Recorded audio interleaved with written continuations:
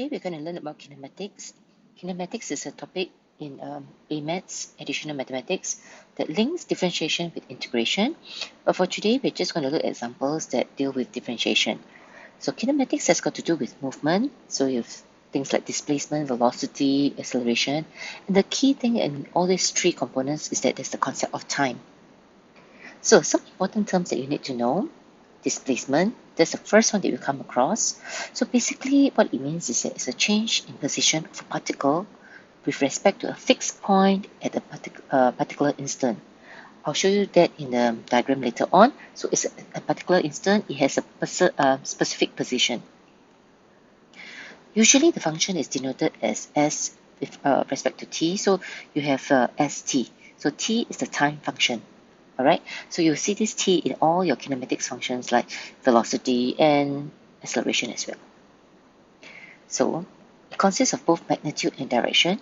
So you will notice that there will be a negative sign at times that will actually tell you the direction. And of course magnitude, because there's definitely like certain length or whatever. Now it may be positive, meaning that it follows the initial direction. It may be negative when it moves in the opposite direction of the initial position. And this initial position is usually marked O or even 0. Alright, but usually we use the big letter O.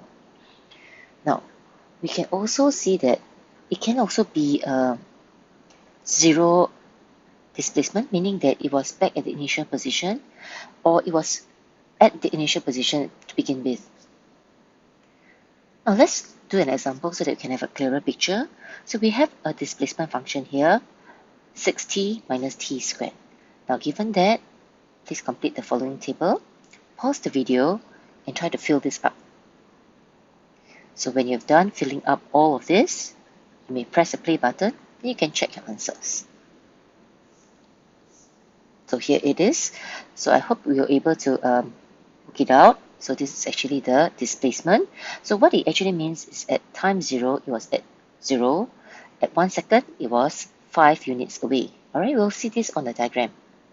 So this is actually what we have. So this is like a number line, right? So we're going to put the placement of where the particle is at various points of time. So I'm going to just very quickly show you this. Now at time 0, we have the displacement of 0, means it is here. Alright, it is at the first spot here. Then when it is 1 second, it's 5 units away. At 2 seconds, it's 8 units away. At 3 seconds, it's 9 units away. At 4 seconds, it's back to being 8 units away from the origin again. Alright? And at 5 seconds, it's 5 units away from the origin. And at 6 seconds, it's back to where it originally was. That's why the displacement is 0. And then at 7 seconds, it's actually on the other side of the number line. So that's why you notice that there's a negative 7 for your displacement value when you calculate it at 7 seconds. Alright, so basically the movement will look something like this.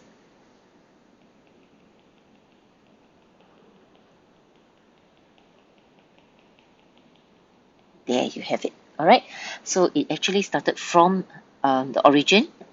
Then it moves, and at 9 seconds, at 3 seconds, it will be 9 units away, which is the maximum. And it turns back at 6 seconds, it's roughly where it started off, and then it goes to the other side of the number line. Alright? So, this is basically the summary of the displacement position at various time points.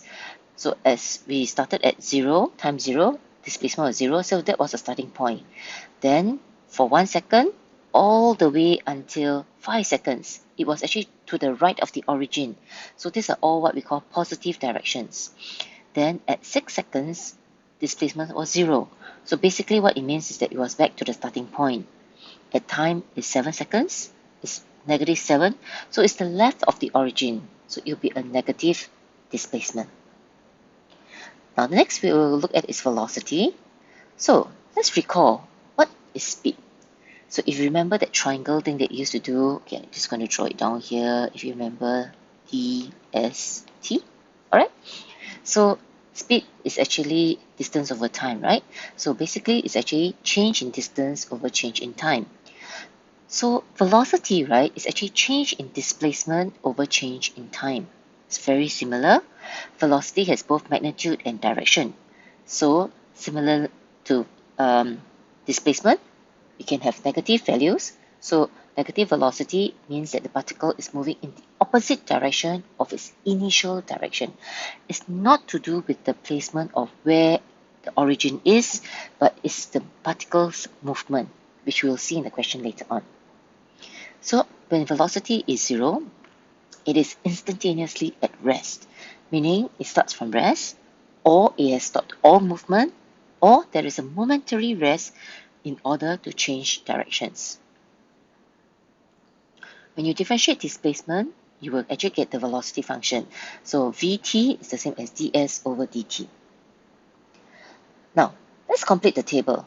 Earlier, you were given the function, the displacement function, as 6t minus t squared. So find the velocity function by differentiating st and complete the following table. Okay, so fill in the values, pause the video, fill it in, and when you're ready, press the play button.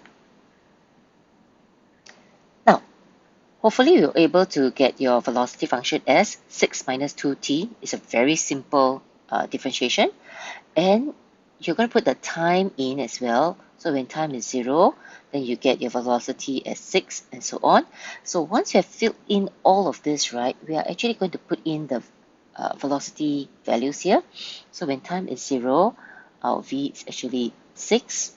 When time is 1, v is actually 4. When time is 2, v is actually 2. And when time is 3, v is actually 0. When time is 4 seconds, v is actually negative 2. And then for t equals to 5, v is actually negative 4. When time equals to 6, v is actually negative 6. And for time equals to 7 seconds, v is actually negative 8. Now, you notice that it's actually slightly different from the displacement function that we did earlier on.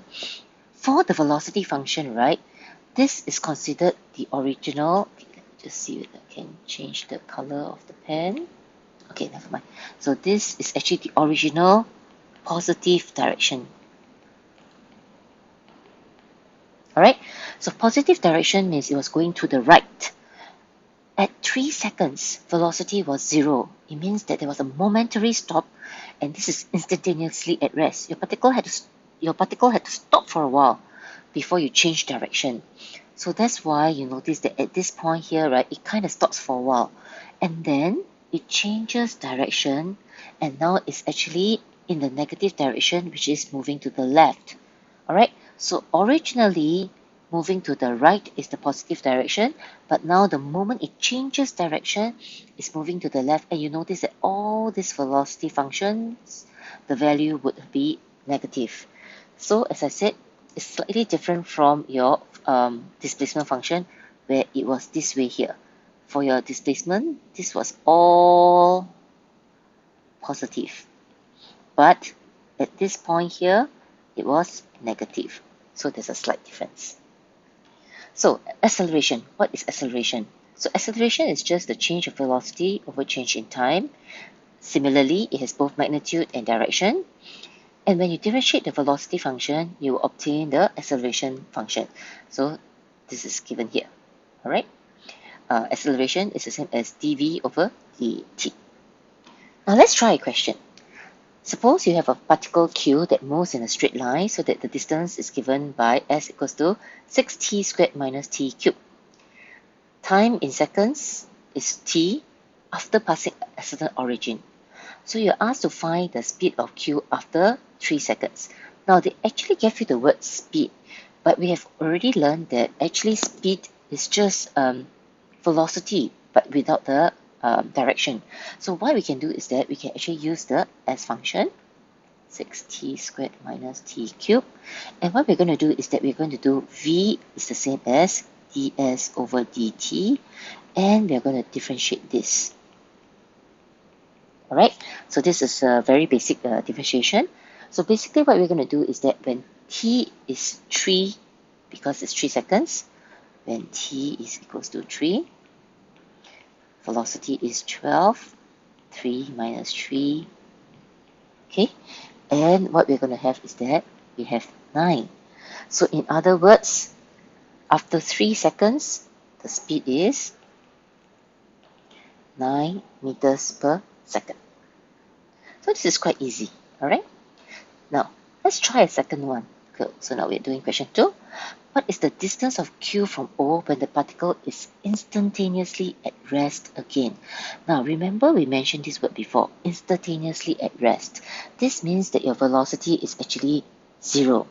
So earlier on, remember we got the velocity function, which is 12t minus 3t squared. So when it's instantaneously at rest, my velocity is 0. So when v equals to 0, this is what I have. So I can actually factorize out 3t. Sorry. So this should be 4 minus t equals to 0. So this can be 0 or this can be 0. So t can be 0 or t can be 4. So this is actually what it means by instantaneously at rest. But don't forget, right? The earlier one, this is when it just started. So it must be that this is the one that is next at rest. So what we're going to do is that when t is equals to 4, we put it into the displacement function, which is this one here. Alright, so we have s equals to 6, 4 squared minus 4 cubed. And that will give us 32. So therefore, the distance from the origin O is 32 meters. Okay, so remember we use the second t and not the first one because that's where it first started. Now, then the last question. Alright, so now we're going to do question 3, part 3. The total distance traveled during the first 5 seconds. Now, if you remember, right, earlier on, we actually had a change of direction here. Okay, so this is actually going to be the change of direction. Why? Because when we have a instantaneously at rest kind of case, it means it stopped for a while in order to change direction, like what was mentioned earlier on. So in this case here, right, we have a change in direction. Okay, when t is equals to 4. Alright, so what we're going to do is that we actually have this movement. So we have the origin O. So at the beginning, okay, when time is 0, of course my displacement will be 0. Okay, then if you remember, at this particular point, which is s equals to 32 meters, there was actually a change in direction. When time is 4 seconds, velocity was actually 0. So later on, right, what we need to do is that we have to find out when t is 5. Okay, so I'm going to write down here. When t is 5, where is my particle now? I'm going to use the displacement function again. So s equals to 6, 5 squared minus 5 cubed. And we'll be able to get it as 25 meters. So what does this mean? It means that at t equals to 5, my s is actually 25 meters away. So this is the one. So the particle started from here, it went all the way 32 meters away, made a U-turn, and at 5 seconds, this is the distance that it is away from the origin. So this was actually the 25 meters away. But the question wants the total distance traveled, right? So from the first part, the particle actually traveled 32 meters in total, alright? So total distance is equals to 32 meters plus this little part here, which is the difference between these two, 32 minus 25. So the total distance traveled will be 39 meters. There you have it. So this is a simple question on kinematics.